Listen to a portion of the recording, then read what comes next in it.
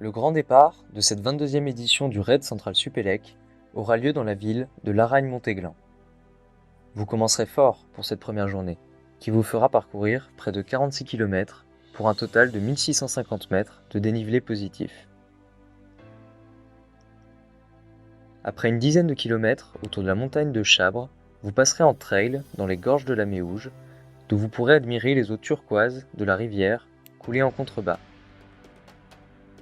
Ensuite, vous alternerez vélo et trail pour attaquer l'ascension de la montagne de Chabre par le col de Saint-Ange, principale difficulté et point culminant de cette journée. En redescendant, vous apercevrez Hors-Pierre, où vous pourrez vous adonner aux joies de l'escalade dans un site très réputé pour cette activité. La suite se poursuivra à vélo, à travers les vergers où sont cultivées les fameuses pommes locales. Vous longerez enfin la rivière du Buèche avant de terminer la boucle dans la ville de Laragne.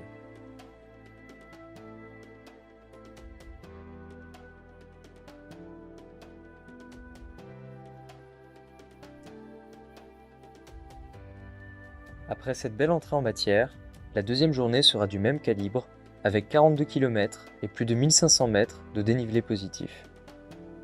Vous partirez à nouveau de Laragne, mais cette fois-ci en direction du nord-est. Vous pédalerez jusqu'aux gorges de Saint-Genis, que vous ferez en trail, avant de déboucher sur le versant nord de la montagne éponyme. Vous alternerez ensuite de la piste forestière et des petits singles techniques à VTT pour la première grosse ascension de la journée, le pas de Rochecourbe. L'ascension se poursuivra jusqu'au col des Selles et vous suivrez ensuite la ligne des crêtes avec un superbe panorama à 360 degrés. Vous descendrez enfin sur la ville de La Saulce pour terminer tranquillement cette journée qui sera marquée du sceau de l'environnement par plusieurs actions de sensibilisation en lien avec les locaux.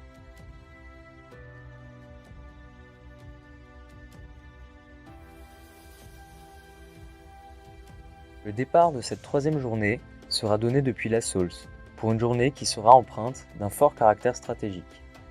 Aux 39 km de parcours obligatoires pourront s'ajouter de courtes boucles optionnelles et vous devrez choisir intelligemment en équipe entre des parcours rapides et des alternatives plus techniques. Après une première ascension en vélo par la route, vous passerez par la serre de Malamort avant d'arriver sur Ventrolle. À partir de là, vous aurez la possibilité de prendre une boucle optionnelle sur la Cuérate. Le parcours continuera ensuite en direction de Piégut, d'où vous pourrez profiter d'une vue exceptionnelle au Saint-Colomban. Au loin, sur votre droite, vous apercevrez le barrage du lac de Serponçon et le mont Colombis se dressera majestueusement devant vous. Vous terminerez la journée par une belle descente roulante en VTT pour arriver sur Rochebrune, au bord de la Durance.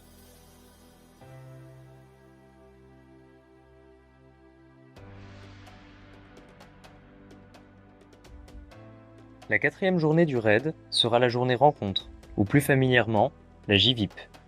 Plus courte que les autres, avec 31 km, elle n'en restera pas moins l'une des plus marquantes de ce raid. En partant de Rochebrune, vous commencerez par un passage au plus près des Demoiselles Coiffées, une curiosité géologique unique en son genre. Ensuite, vous attaquerez le colosse de la journée, le mont Colombis et ses 1734 mètres d'altitude, point culminant de cette 22e édition. La récompense sera au rendez-vous, puisque vous apercevrez pour la première fois ce lac dont vous avez tant rêvé, le lac de Serponçon.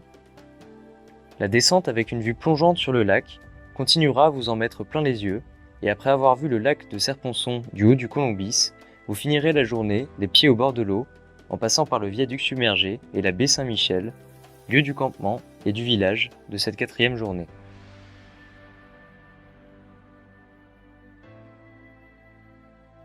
La cinquième journée signera l'apothéose et la fin de cette 22e édition, avec près de 41 km et 1600 mètres de dénivelé positif. Après un court détour par Chorges, vous suivrez un splendide sentier qui vous permettra d'admirer la baie Saint-Michel et sa petite chapelle emblématique. Face à vous se dressent les hauts pics enneigés de la chaîne du Queyras qui ne vous quitteront pas de la journée. Cette portion de vélo passera ensuite par Réalon, vous permettront d'admirer sous un nouvel angle l'immensité du lac.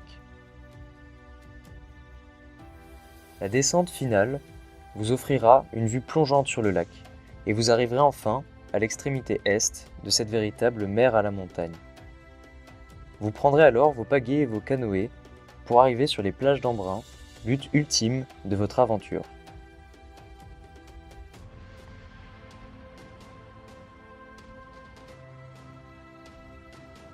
En résumé, la 22e édition du Raid Central Supélec, c'est près de 8000 mètres de dénivelé positif, pour une distance totale avoisinant les 200 km. C'est aussi des paysages alpins mémorables, des gorges de la Méouge au lac de Serponçon, en passant par les gorges de Saint-Genis ou encore le mont Colombis. Mais c'est avant tout un défi, une aventure humaine incroyable qui porte bien son nom, l'Odyssée.